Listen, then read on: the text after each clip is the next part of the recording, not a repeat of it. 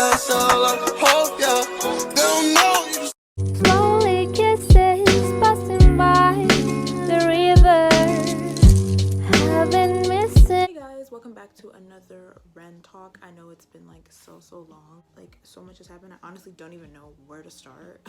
It's just been like so crazy because like I'm a senior now, so I'm about to graduate and it's even more stressful than it was before, and like I barely have time to even make these videos. Half the time, even if I do have time, I'm either super tired or I just don't have time. Even today I was like, let me try and squeeze in a video somewhere. So yeah, that's why I'm filming right now. So please excuse how I look. I literally just got done writing a paper, so I was like, okay, I might as well just do this video for you guys. So let's get into it. Oh my gosh, I look so dead. The title of this video, y'all already know what we're gonna be talking about: love guilt and the power of saying no, and just some other stuff that I've been thinking about. Don't ever let anyone make you feel guilty for not sleeping with them, whether it's on the first date, second date, third date, whatever, man or woman. Now, look, I want to say this. Actually, I should say this first. It is your body. You do what you want with it. If you're someone who, you know, I'm just out here to just turn up. I'm here for a good time, not a long time. I'm not trying to, you know, be in a relationship.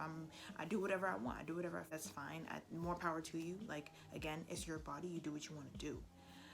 But when it comes to actually, you know, being serious and wanting to take your time and your goal being that you want to find love, don't let someone make you feel guilty because you didn't give them what they want. I feel like everyone is born with like their own moral compass or morality, or just, you know, a set of like things that they would or wouldn't do, right?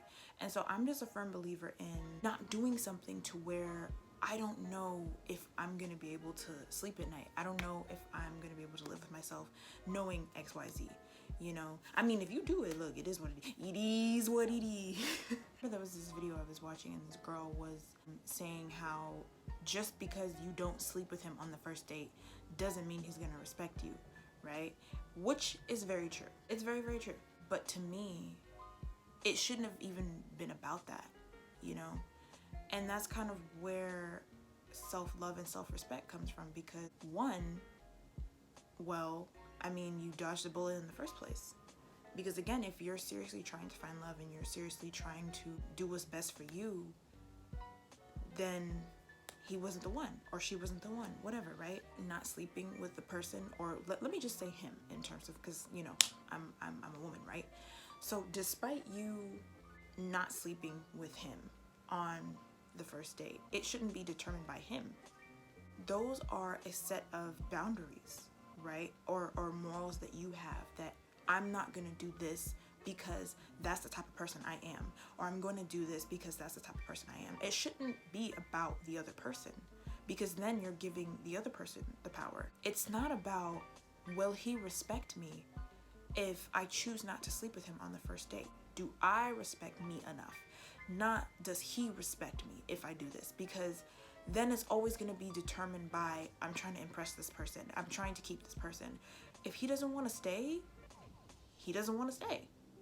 Simple as that. And I know, you know, when that person decides to leave because, oh, this isn't what I thought it was, right? It's not just, oh, we're just gonna have fun.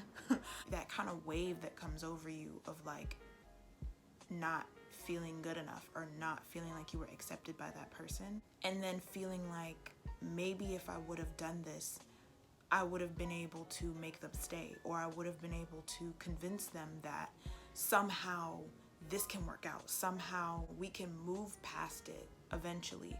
But that's why they say don't ignore the signs in the beginning. You know, if the signs were there, and I'm guilty of this, because that is the setup for your future. And that's where that love guilt comes in.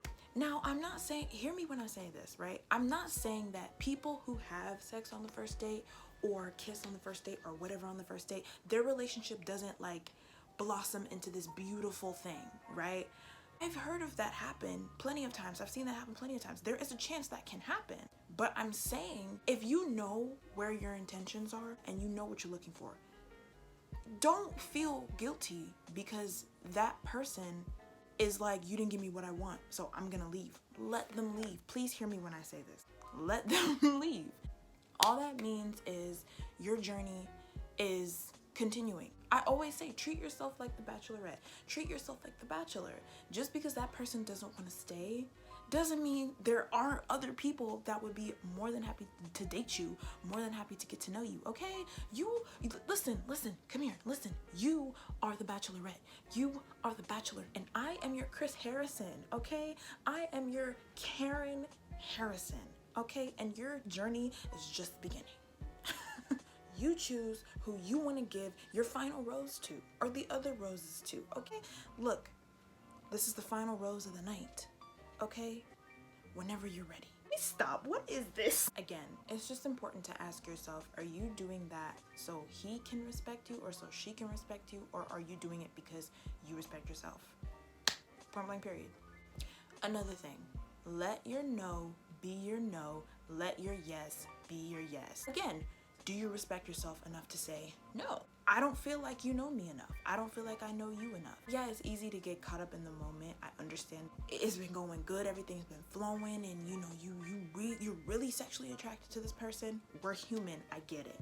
If you don't feel comfortable with doing something and you know you're gonna go home feeling like shit, don't do it. Don't do it.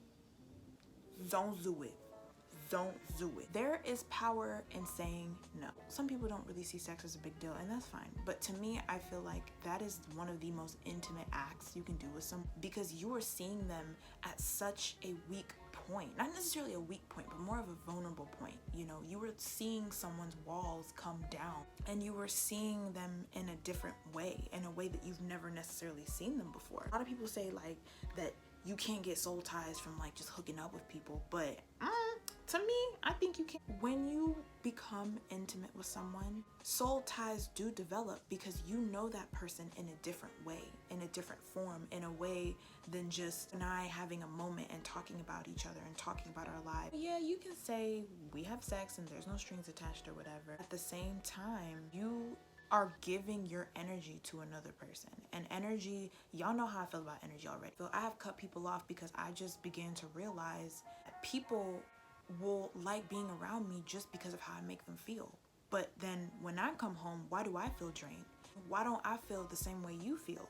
Of course, people are gonna have urges, especially when you're at a point where both of y'all know that y'all like each other, both of y'all, you know, are attracted to each other, there's chemistry, y'all know, you know, that physically, obviously, there's attraction there. When someone can put that aside because how you feel matters to them, and if you're comfortable matters to them, and them wanting to know things about you, like what your dreams are, what your goals are, what you're afraid of. And you know what I'm saying? Like, I can't just be intimate with just anybody. You feel what I'm saying? Like, I can't do that. Like, how you expect me to lay on my back when you ain't even got my back? Hello? Can I get an amen? Shout out to just came up with a revelation.